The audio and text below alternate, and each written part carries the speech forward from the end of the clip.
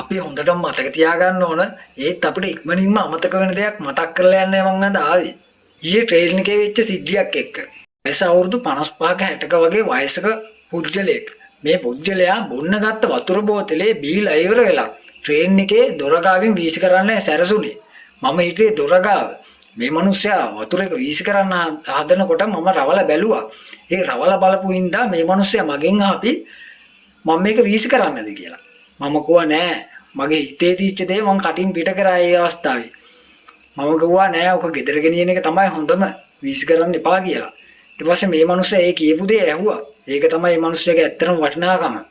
මේ මිනිස්සයා මේ වතුර බෝතලේ එයා ඊළඟ ස්ටේෂන් එකෙන් බැස්සා.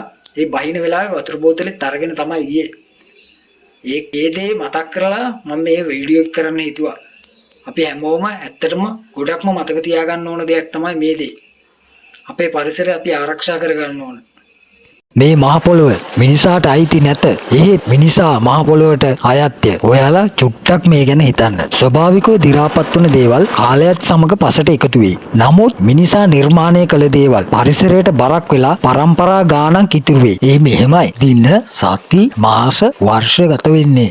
කාබන් පරීක්ෂණ රාශියක තොරතුරුත් විද්‍යාඥ පරීක්ෂණ රාශියක තොරතුරුත් පදනම් කරගෙනයි සමහර දත්තයන් උපුටා දක්වනු ලබන්නේ. කෙසෙල් සති 2යි පළතුරු සහ එළවලු අපද්‍රව්‍ය සති 1ත් සති 4ත් අතර, පාත්‍ර වල් පැල සති 1ත් සති 6ත් අතර, ආහාර අපද්‍රව්‍ය සති 2ත් සති 6ත් අතර කාලයක් යනවා. ඊළඟ කාණ්ඩයේ යටතේ කඩදාසි මාස 2ත් මාස 5ත් අතර, කාඩ්බෝඩ් මාස 3ත් මාස 12ත් අතර, කපුරෙදි මාස 6ත් වසර 1ත් අතර, ලී කුඩු ලී අපද්‍රව්‍ය වසර 1ත් වසර 3ත් අතර. දිගු කාලයක් දි รา පත් වීමට යන අපද්‍රව්‍ය අතර ටින් කෑලි බෙලෙක් තහඩු වසර 50ත් වසර 100ත් අතර, ලෝහ වසර 100ත් වසර 500ත් අතර, ටයර් වසර 50ත් වසර 80ත් අතර කාලයක්. ඉතා දිගු කාලයක් දි รา පත් වෙන යන ද්‍රව්‍ය අතර ප්ලාස්ටික් බෑග් වසර 500ත් වසර 400ත් අතර, පොලිතින් බෑග් වසර 20ත් වසර 100ත් අතර, ග්ලාස් වීදුරු කටු වීදුරු බෝතල් වසර ලක්ෂයක් පමණ යනවායි කියලා මේ දත්තයන්ට අනුව අපිට පෙන්වලා දෙන්න පුළුවන්. ඉතින් හිතන්න අපට තියෙන